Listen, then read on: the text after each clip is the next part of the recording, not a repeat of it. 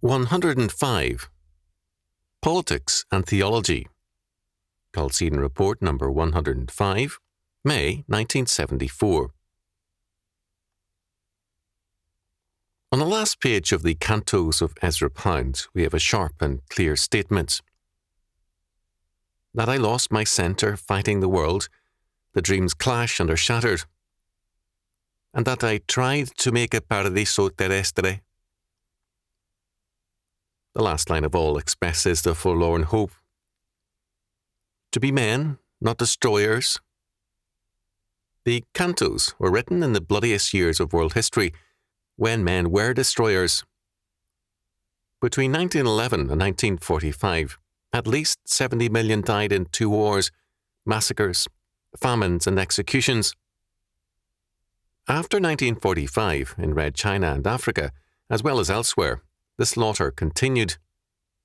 Men had become destroyers in their attempt to create an earthly paradise. Earlier in Canto 74, Pound's massive frustration is expressed in these lines. I don't know how humanity stands it, with a painted paradise at the end of it, without a painted paradise at the end of it. Page 136. Mankind had a dream, derived from Scripture, of a world of peace, in which wars cease, men beat their swords into plowshares and their spears into pruning hooks, and all men live in peace one with another. Isaiah chapter 2, verses 1 to 4, etc. Wherever this dream goes, men begin to change and to work frantically for the new world order. But, apart from faith, the dream is a frustration and a troubler of man.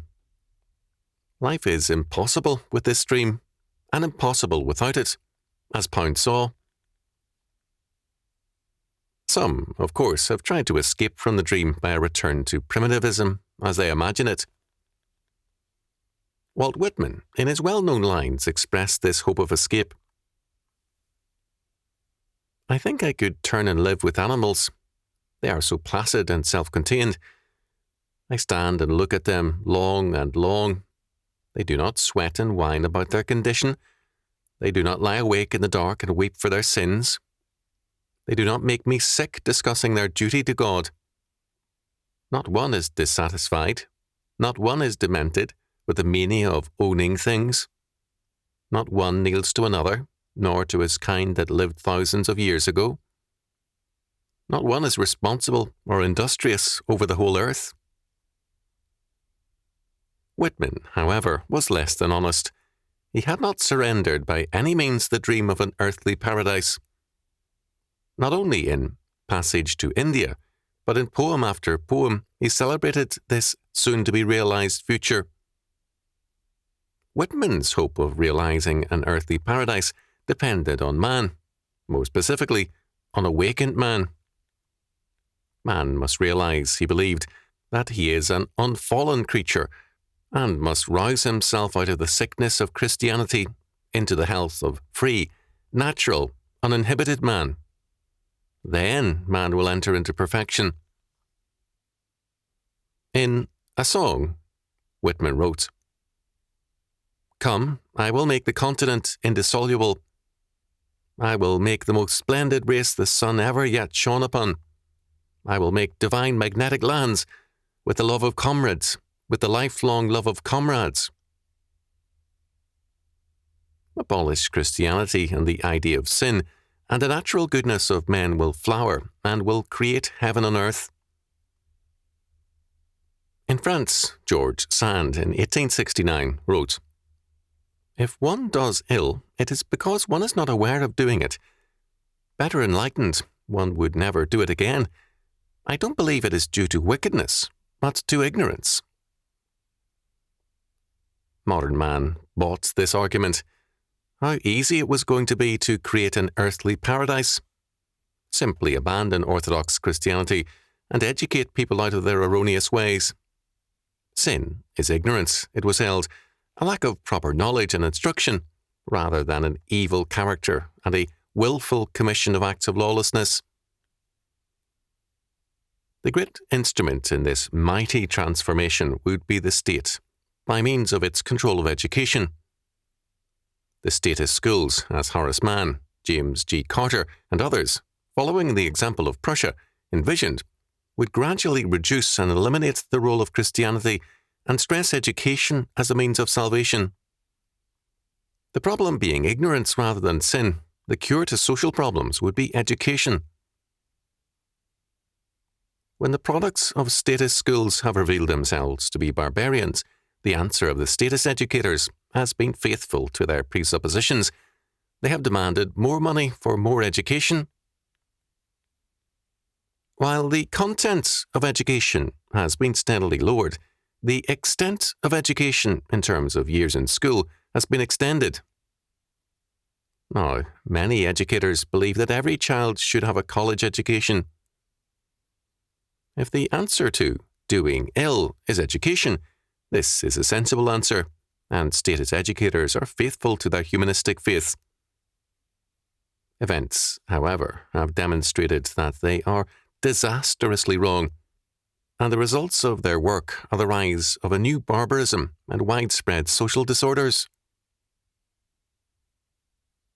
Walt Whitman's New Adam, who denies the fall and the possibility of sin, is very much with us, and his good news is animalism. A pornographic, quote, underground, end quotes, paper, which espouses freedom for any and all kinds of voluntary and consenting acts of sex, was attacked recently for being too, quote, Puritan, end quote. Why? The young man declared, after espousing free natural animal sex without any formalities of courtesy or attraction, "You're still embedded with old wives' tales, Mrs. Robinson. You can't have sex without bringing into play fantasy, affection, mother protection, quasi-prostitution, men spending money on dates, and personality, and in-crowd cults. Eliminate all attention to personality and rot in animal fashion," he demanded. In brief, let there be no principles, and a sexual utopia will arrive. Abolish God and his law from the universe, and men will be at peace. Instead of sin, our problem is ignorance, it is held. Ignorance of the fact that there is no sin, no law, no absolutes to limit or govern man. The modern state denies that there is any higher law. A former Chief Justice of the U.S. Supreme Court asserted, "Nothing is more certain in modern society than the principle that there are no absolutes." These words of Frederick Moore Vinson sum up the credo of the modern state. Beyond the state, there is neither a God nor a law.